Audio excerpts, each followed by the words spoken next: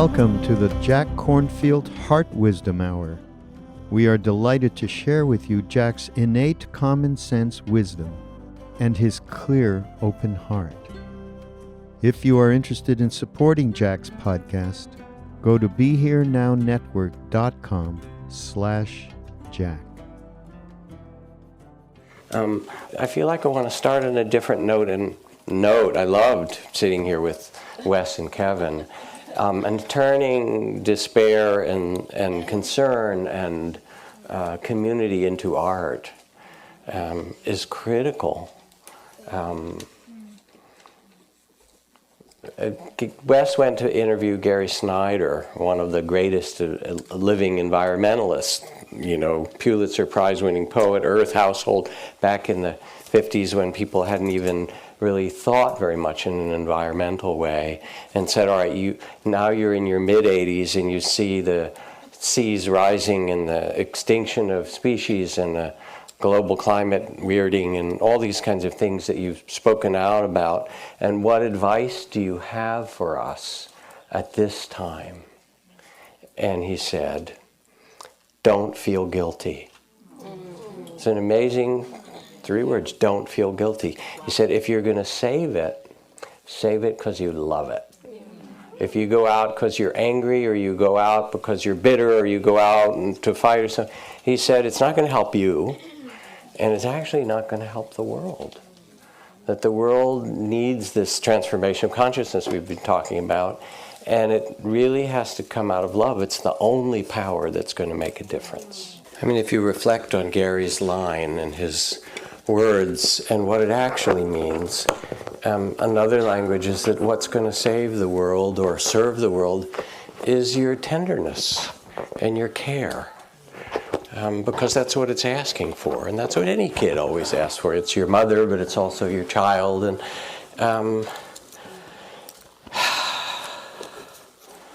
this is a poem from Gabriela Mistral.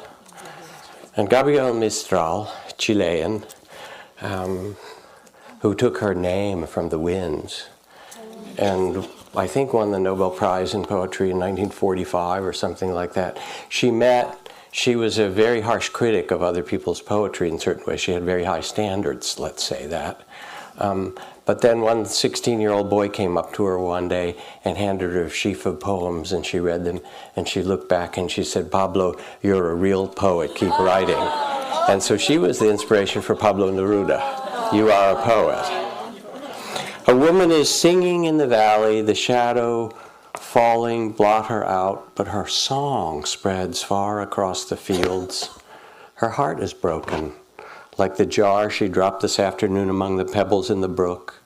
And as she sings, the hidden wound sharpens on the thread of her song and becomes thin and hard, and her voice, in modulations, dampens with blood. In the fields, the other voices die with the dying day, and a moment ago the song of the last slowpoke bird stopped. But her deathless heart, alive with grief, gathers all the silent voices into her own, sharp now yet very sweet. Does she sing for a husband who looks at her silently in the dark, or for a child whom her song caresses? Or does she sing for her own heart, more helpless than a babe at nightfall? Night grows maternal before this song that goes to meet it. The stars, with a sweetness that is human, are beginning to come out. The sky full of stars becomes human and understands the sorrows of this world. And her song, as pure as water filled with light, cleanses the plain and rinses the mean air of day in which men hate. And from the throat of the woman who keeps on singing, day rises nobly, evaporating toward the stars. And so it's a song of tears and beauty and connection with the turning of the earth. And if you're to take the information, the 360 and the 410 and the 420 happens to be today, and all the other information, and global and corporate and climate and scientific, somehow you have to find a way to carry it in your heart and in your body and in your being, and do it out of love. Now the things that help that are to realize that somehow you're not alone. And I don't mean that in the, oh yes, we have a big movement kind of you're not alone, but in something so much more mysterious and wonderful than that. My friend Dina Metzger, who's a great activist and poet, one of her lines, "Give me everything mangled and bruised, and I will make a light of it to make you weep, and we will have rain, and we will begin again." To take the worst of things. So she's traveled around the world visiting shamans and healers and sages and wise women and all kinds of cultures to sit in council together to say, what do we do at this difficult, if not dark time?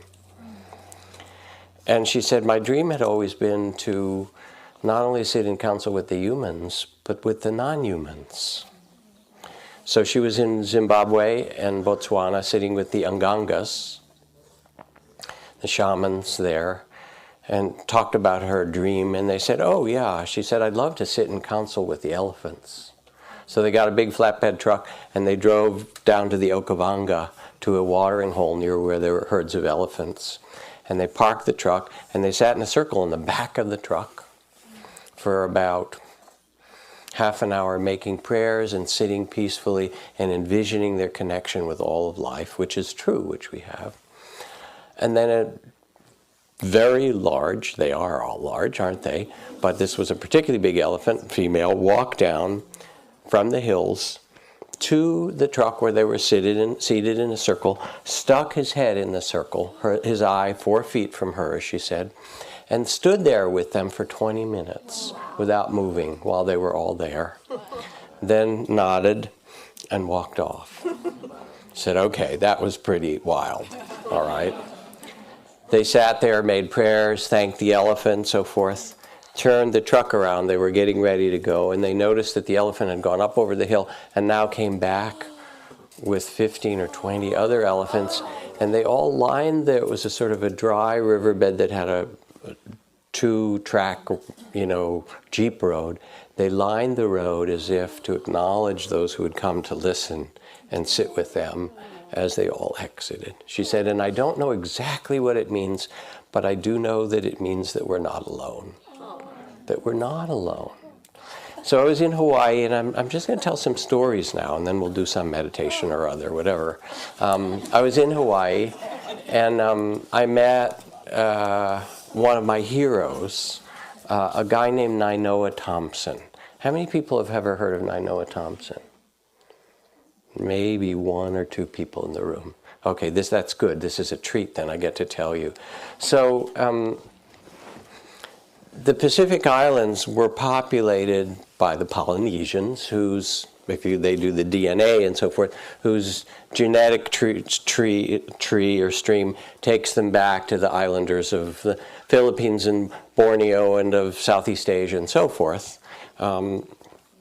The Polynesians and the Hawaiians and so forth all knew that they had these great voyaging canoes. In the old days, there were still pictures and paintings of them. They navigated half the earth covered with water, which is the Pacific Ocean, so that when Captain Cook, who was arguably the finest navigator in the Royal Navy of England, went to the South Pacific, to the far islands, he met some of the master navigators there and said, so tell me about what's here in the South Pacific. They cleared the sand and put 120 stones on it, which were the islands in 4,000 miles of direction from there. Then they took one of these navigators on the ship, rain, doldrums, dark clouds, you couldn't see the sky at night, no way to know where you were. And whenever they asked, he'd say, oh, my island is there, and here's where we're headed. So the Hawaiians in the 70s decided they would start the voyaging tradition again.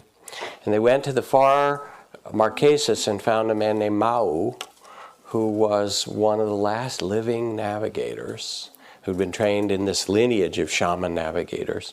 And Nainoa was one of the small group of people that went there to train And the training was, when Mao was trained, he got seasick, so his grandfather tied his hands together with rope, threw him overboard of a little boat, and just towed him around for, some weeks until he got used to being part of the ocean. Later on in his training, his testicles were tied to the bottom of the boat for 24 hours so that he could feel the waves. There are 5 levels of waves. The waves that bounce off the islands that are 500 or 1,000 miles away, the deep waves in the ocean, and get them in his body. Learn to read hundreds of stars, to watch the floating things from the seaweed and the birds, to look at the other levels of waves and so forth. So Nainoa went and did this training. And then they took the first big voyaging canoe, 2 60-foot trees tied together lashed together in a traditional way, and began to voyage the Pacific with some difficulties. I won't go into all the stories, but when they finally got to Tahiti, half the population of the island came out to greet them as if they were gods, because they were showing what this beautiful culture had known, the capacity of sailing the ocean without a single instrument and knowing where you were always. And Nainoa sits like a yogi, and now he's trained his successors, this young Hawaiian woman. And you don't sleep for the whole month or 2 of the voyage. You sit in a kind of yogic meditation, and you always know where you are. But they decided to do the hardest of all sail, which was to Easter Island, which is the Rapa Nui, which is the farthest, most remote island in all of the South Pacific, through the doldrums, through rain, gray skies, and almost getting to that area, Nainoa fell asleep. And he woke up, and it was the middle of the night, and he realized he'd fallen asleep, and he didn't know where he was. And he didn't want to tell anyone that he didn't know where he was, because they'd been out for 6 weeks, sails and paddling and this, and he didn't know where he was. So he just sat not knowing for a couple of days, letting them sail. And then in the night, he heard Mao, his teacher's voice, say, when you don't know where you are, it's like what Wes's song was. He said, stop and do a very deep meditation and realize where you really are. And he said, so I just let everything go and realized that I was in the center of the universe, that the boat was the center of the galaxy. We're always in the center. Where are you? Here, now. And he said, all of a sudden I came at rest. I knew what my teacher meant. I was just where I was. He said, and then if you are still lost, he said, with your heart and your imagination, raise the islands out of the ocean. He said, I didn't quite know what he meant by that, but there I am, sitting and realizing now it's dark and I'm in the middle of the universe. And what to do, just be.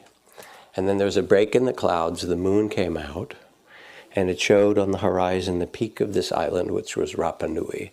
And he said, it's as if when I was ready, the island appeared for me. And he said, my teacher could do that at will. We'd be out somewhere and he'd say, all right, this is where we're going, and things would just appear. He said, I don't know how he did that, but I've come to trust that I'm part of something so huge, so much bigger than anything that I could possibly imagine with my little brain, that when we go out, imagine going out for 2 months through the storms in a, double-hulled canoe, basically, to cross the Pacific. I've come to trust that I am part of something so wondrous and mysterious and enormous. And it's not me who's taking care of it. My job is to become in harmony with this and let my love, my voice, my connection, my vision come out of that. So, one day, when I was walking through the Stanford University campus, this is from Pran Peavy, who is another great activist. Her work a lot was the Clean Up the Ganges project. She worked with the Mahant of Varanasi, of the Tulsi temple, to do this whole project to clean up the Ganges River. I was walking through the Stanford University campus with a friend when I saw a crowd of people with cameras and video equipment on a little hillside. They were clustered around a pair of chimpanzees, a male running loose, and a female on a chain about 25 feet long, a light chain. It turned out the male was from Marine World Africa, right? And the female was being studied for something at Stanford, and who I thought were the spectators were actually scientists and publicity people trying to get them to mate. The male was eager, you know how they can be. He grunted and grabbed the female's chain and tugged. She whimpered and backed away.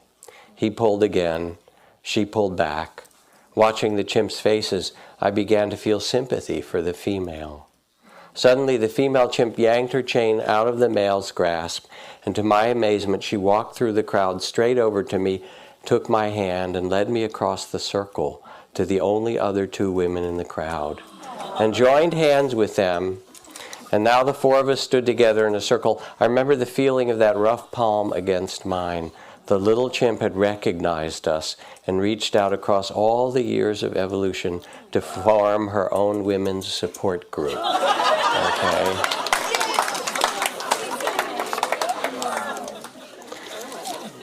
So, you know, we're part of something, and that something, which is life, which is huge and mysterious and beautiful, is asking of you to participate in life. And it's asking you all the time. You know, you may not always pick up the phone or answer, you know, your text or whatever it is. This from Alison Luderman, poet in Oakland. She describes, you know, the generosity of life. She said, in the same way, sun drapes a buttered scarf across your face, rose opens herself to your glance, and rain shares its divine melancholy. The whole world keeps whispering or shouting to you, nibbling your ear like a neglected lover. And saying, here we are on this amazing earth, connected with the creatures and the animals and the atmosphere and the food chains and the corporations. And we saw these white freshwater dolphins in the Irrawaddy River in March when we were traveling in Burma. The dolphins of the world who were swimming along with us, and Trudy, my partner, wanted to jump off the boat and swim along with the dolphins because she does that, you know, in other places. But I said the Irrawaddy is not the right place to do this right now. It was lots of other boat traffic and things like that. But we're part of this web. Everybody knows it in some way. And then the question is, well, what do we do? How do we take the spirit and the song and the vision and the science and so forth from this day and bring it each in our own way into action? I would like to use the image of planting seeds, that you don't make the fields, you don't make the rain and so forth, but you carry seeds in your heart. And the seeds are really the seeds of your best intentions and the seeds of your actions. And as Henry David Thoreau said, though I do not believe that a plant will spring up where no seed has been, I have great faith in a seed. Convince me you have a seed there to plant, and I am prepared to expect wonders. And so it's not given to you to hold the world or change. It's not your responsibility. That would be pretty egotistical. Okay, I'm going to do it. But it is given to you to plant beautiful and amazing seeds, and to join with others, and to water them, and to amend the soil, and so forth, each in your own way. And it's going to take a while.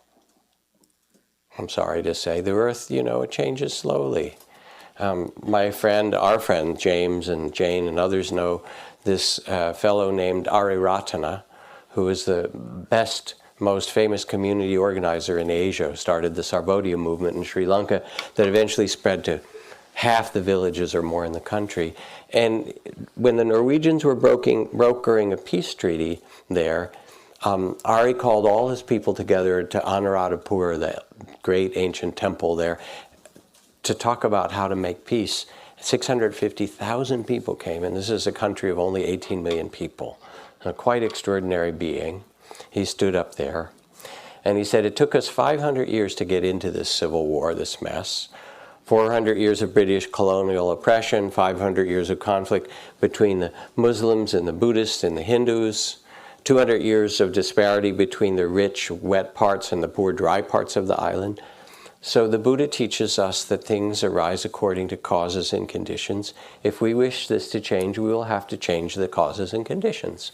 Therefore, I offer you the Sarvodaya 500-year peace plan, right? 5 years of ceasefire, 10 years of rebuilding roads and schools, 25 years to learn each other's language and religion, 50 years of an economic plan to bring harmony between the rich and the poor parts of the island, and in 100 years we'll have a council and we'll sit down and we'll say, 20%, how we're doing. Are we on the right track?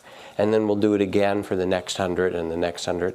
And maybe, he said, if we pursue it, not maybe, if we plant these seeds in 500 years, we will have the island of peace that we dream of.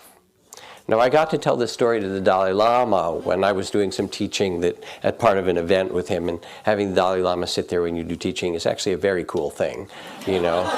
And I told this story, and he was grinning because he's in the same predicament that you are. He's got Tibet, and it's 50 years of Chinese military oppression and the loss of temples and cultures and all those things. And he said talking about anger and the suffering, he said they've taken our sacred texts, they've burned our temples, they've taken our ability to practice our religion and rituals, they've taken so much from us. Why should I let them take my happiness? And then he laughed. You understand that no one can take away your joy, no one can take that part of your heart from you. So I got to tell this story to the Dalai Lama. And then the passage from Thomas Merton, where he writes to an activist and says, do not depend on the hope of results. You may have to face the fact that your work will be apparently worthless and achieve no results at all, if not at times, perhaps bringing about its opposite. As you get used to this, you start more and more to concentrate not on the results, but on the value, the rightness, and the truth of the work itself. And so you set an intention in your heart, you align yourself with what the earth asks of you, because you are of the earth, you are the earth, and you plant your seeds. And for some it will be demonstrating, and for some it will be teaching kids in a preschool how to make a garden, and raising conscious children, and running a conscious business. And for some it will be teaching not only English to immigrants, but really making immigrants understand that they too are part of the web of the world that's welcome. Or tending the animals and letting them know that you love them, that they're part of you, that we exist with the animal world. In fact, we are the animal world.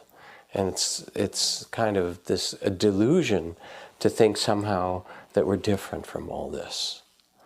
And so you have one foot in the trees and the soil of the earth, and the other foot in eternity. Because the question is not the future of the earth or the future of humanity, but it is the presence of something greater, of eternity itself. And that means somehow that in order to do this work, to not feel guilty, as Gary says, but to do it out of love, requires that you carry, first, that you set an inner intention that's really beautiful. Maybe something you can't possibly do, but you set it as the vision. Your Bodhisattva vow, you act on it, you plant your seeds, and here's the secret.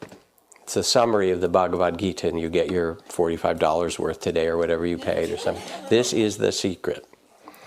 The secret is to act well without attachment to the fruits of the actions, because it's not given to you to determine how it's going to come out. But what's given to you is to act beautifully and bravely and mercifully and to love. And if you do that, all kinds of things, and the elephants will be cheering you, and the dolphins will be swimming with you, and the chimpanzees will take your hand and say, come on, baby, let's do more of this. The earth will be with you, and because the earth wants this as well, and you can begin to trust this. So I'm supposed to teach a meditation, and we don't have all that much time. Let me think for a second. Anything else that I want to say?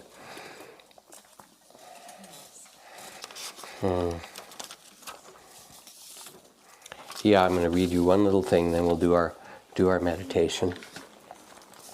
And it's one of my favorite poems from Diane Ackerman, who's also a good friend.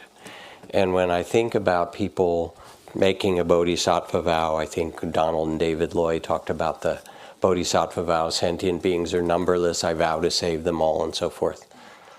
Of course, it's very complicated, because if you decide to save like the sentient beings in your family, they don't necessarily want to be saved by you.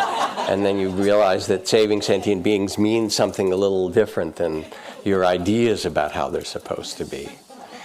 So this is Diane Ackerman, her version of what I call her version of the Bodhisattva vow, saying if you were to have prayer in the schools, here's maybe a morning prayer that kids could make.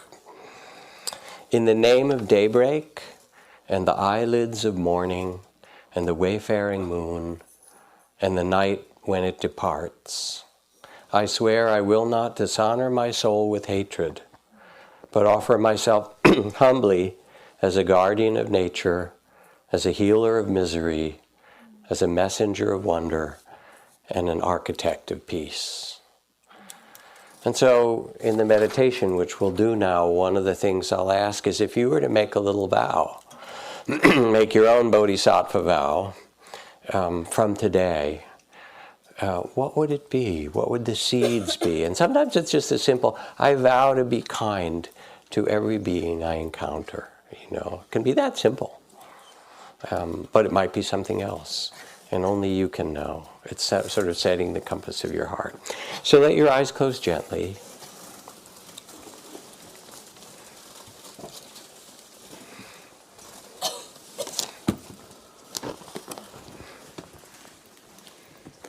And come back just to feel your breath, breathing.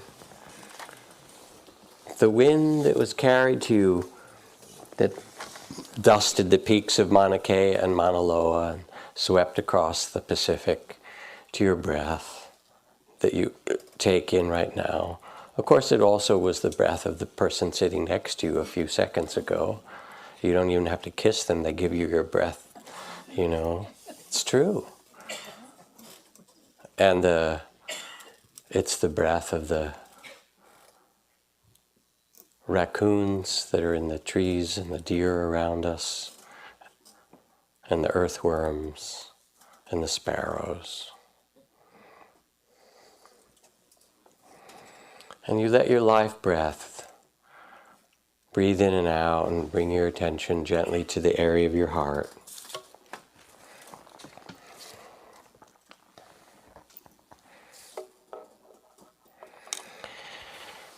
And feel that you've been given life. You've been given this amazing incarnation, this gift of being alive. And sometimes it feels small, and you get identified with unworthiness and grief and fear and attachments. But also it's possible to feel the radiance of life given to you, that breathes itself and moves. And in this there's a deep peace and natural love. And imagine as you sit now that this love, which is what was born into you, and tenderness and care that's born into every newborn child, fills your body, all the cells of your body, with life force and healing and care.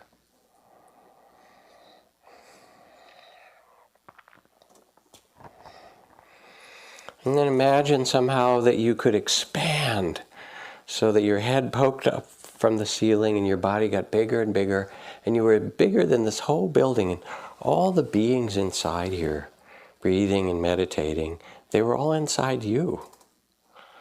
You become this great vast being who holds spirit rock in your body. And all their human experiences are breathing and thinking and feelings. And you let yourself get bigger and bigger. Imagine, because identity is so mysterious, that you can fill not just the room, but float up in the sky and be enormous. As if you float over the Bay Area, And all of California is now down there, but part of this huge body. You're becoming bigger and bigger. And in there is humanity, the human condition of joy and desire and loneliness and caring and violence and the love of parents for their children and failure and creativity and all the animals, the bay and the ocean, all that is in you. You're now this vast being. And you get bigger and bigger as if you're so big that the whole earth is there in front of you and you could hold it in your lap. You realize, no, it's part of you. You're as big as the solar system. And you expand like the galaxies. Huge.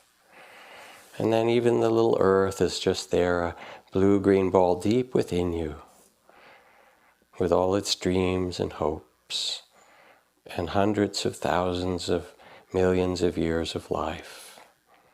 And you rest in the vastness that is silent and peaceful, and everything that exists is all within you. You are the Ancient One.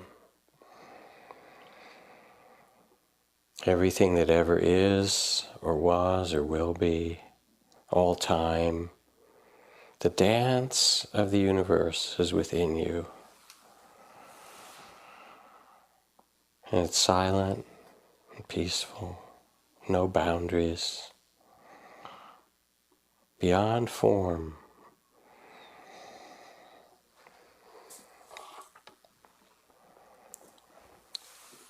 And gently you begin to collect yourself.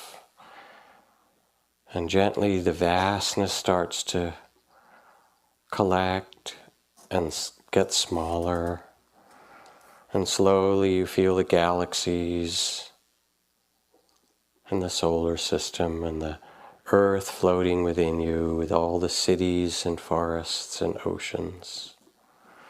And now you look and see the earth and the beings on it, and realize you are being given the gift of incarnation, to be a little part of the whole, and yet at the same time to have one foot in your human body and another in eternity itself, in the timeless. And you can do something beautiful with the life you've been given. You can tend this earth. You can care for all beings, not out of guilt, as Gary says, but out of love and compassion, out of care. For they're all part of you. And before you come back to your small self, to the limited and beautiful and wonderful incarnation that you've been given in this body, as you look at this earth from this vast perspective, let yourself listen for your own Bodhisattva vow or your own highest intention. What would it be that on this day you might say, this is the direction of my heart?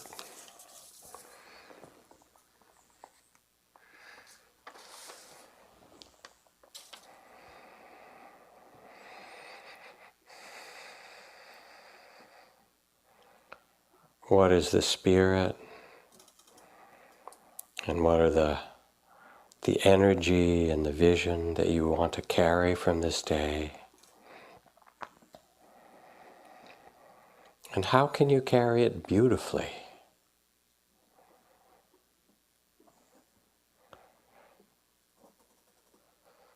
In your own form, as a guardian of nature, a healer of misery, a messenger of wonder, an architect of peace.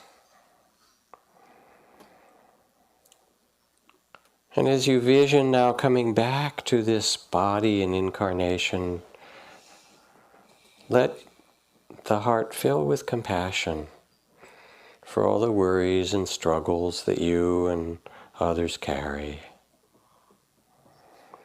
And let there come an understanding in this tenderness, heart filled with tenderness, of how to navigate the joys and sorrows, the gain and loss, the praise and blame, the birth and death. This is human incarnation. This is this earth. How to carry yourself so beautifully and plant the best of seeds. And as you envision, feel what your body would be like to carry the spirit of awakening.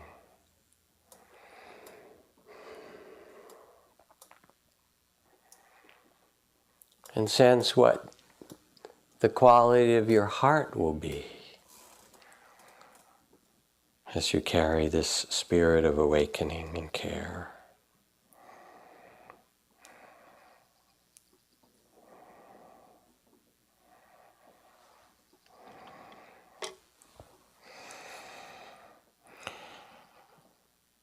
And as you get ready to re-inhabit this human life with now wisdom and the vows of what you'll do and a deep sense of tenderness, as you come back you realize that in your lap the Bodhisattvas and Buddhas, the Kuan Yin, the goddess of infinite compassion, has left you a gift.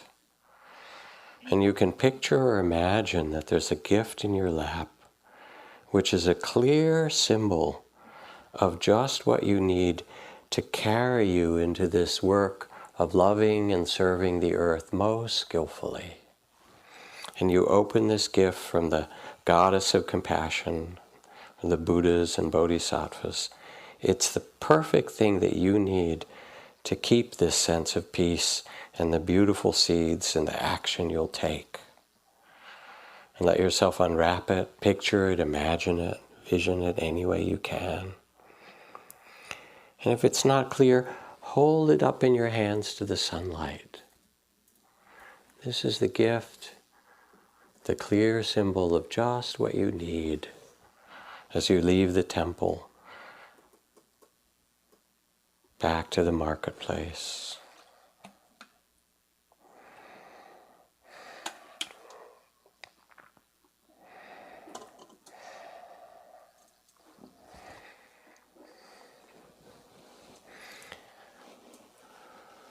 And finally, coming back to sense yourself seated here now with this gift and with your heart's intention.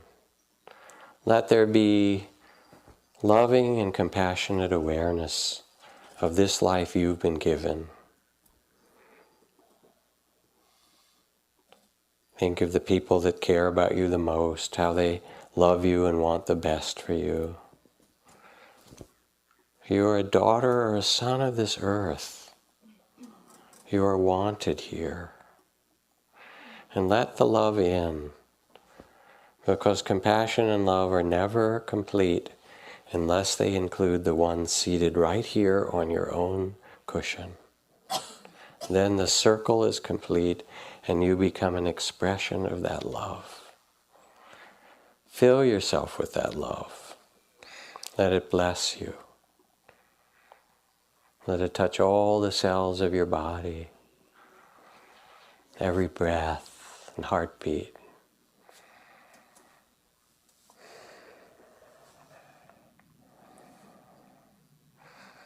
And take your gift. Remember your vows or your sacred intention.